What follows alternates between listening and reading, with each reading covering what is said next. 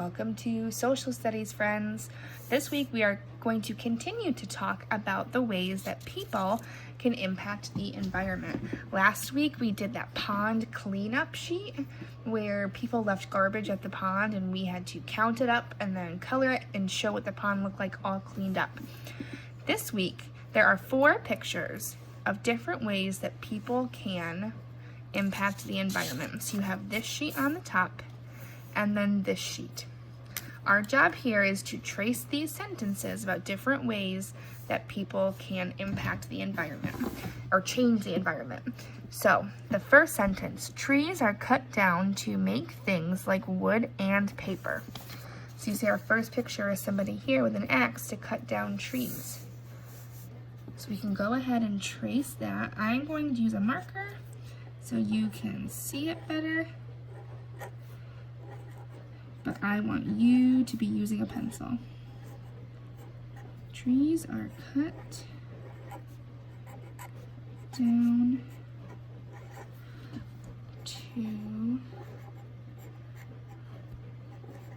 to make things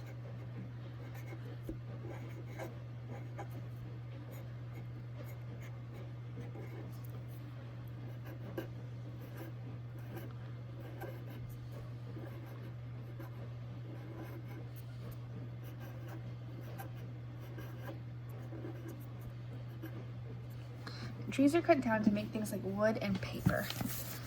So this isn't necessarily a super bad thing. We need things like paper and wood, but there are things that we can do so that we don't need to cut down as much to make paper and wood. A great way to do that is to recycle our paper. If we recycle our paper, they can break it down and make new paper products out of the recycled materials.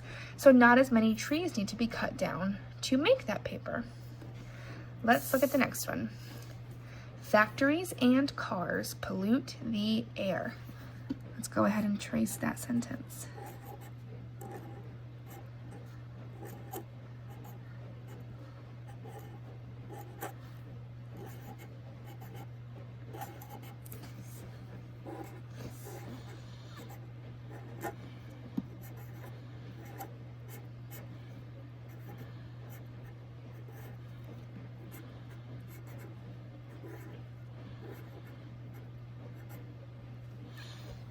Factories and cars pollute the air. So I have that picture right here.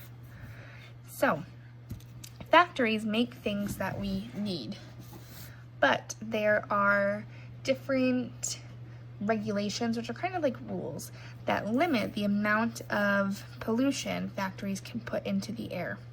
Same with cars. More and more often now, they're making cars that put out less of this exhaust, which is bad for the environment, and make it a lot cleaner. Something that a lot of grown-ups do sometimes, if they're able, is instead of driving everywhere, they'll walk or ride their bikes to put less pollution into the air. Okay, our next one. Oil spills and other trash pollute the water. Let's go ahead and trace that.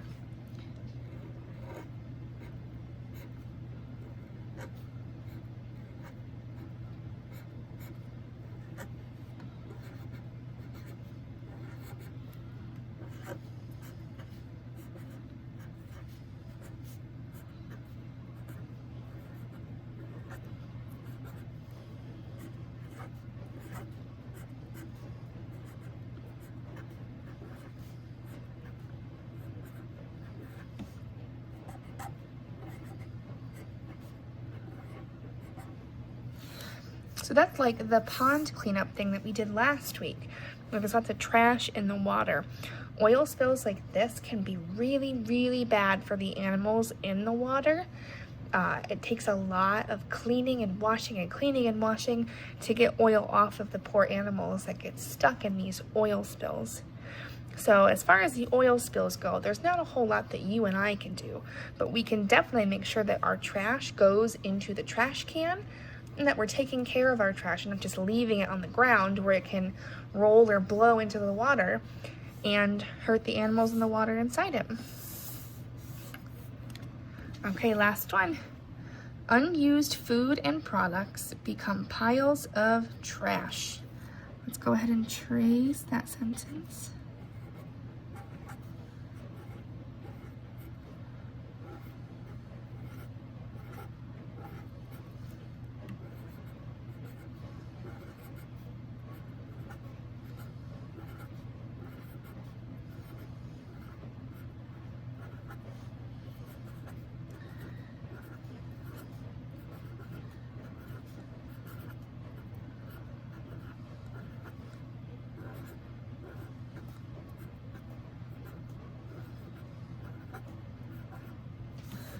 Okay, and then we have that picture here.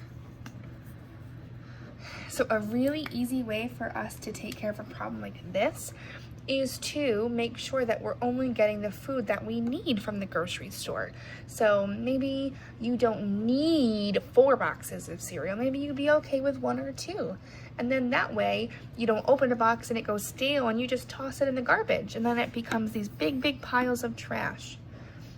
So another way to do that too is make sure any products that we have, making sure that when you have a shampoo bottle, you're getting all the shampoo that you can out of it before you just toss it away, is an easy way to make sure that these unused things don't just end up in the trash.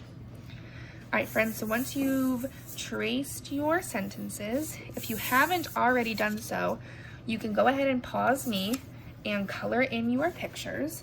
If you've already colored, you can keep following along. If you're gonna pause me and color right now, come back when you're finished to watch the next step. All right, so we need some scissors and some glue, friends. We are going to cut only on the dotted line. So this is not a dotted line. I'm not going to cut there. It's easier to start on the sides like this. Go all the way down. Okay, and then I'm gonna go in on this dotted line. And then I'm going to stop because the dotted line is over. Same here, on the dotted line. Oh, and I'm gonna stop. And same for the bottom. On the dotted line and stop. Okay, we'll do the same thing on this side. Down the long side like this. Just cut that right off. And I'll start here on the dotted line till I get there and stop. This one till I get there and stop. Last one till I get there and stop. Okay.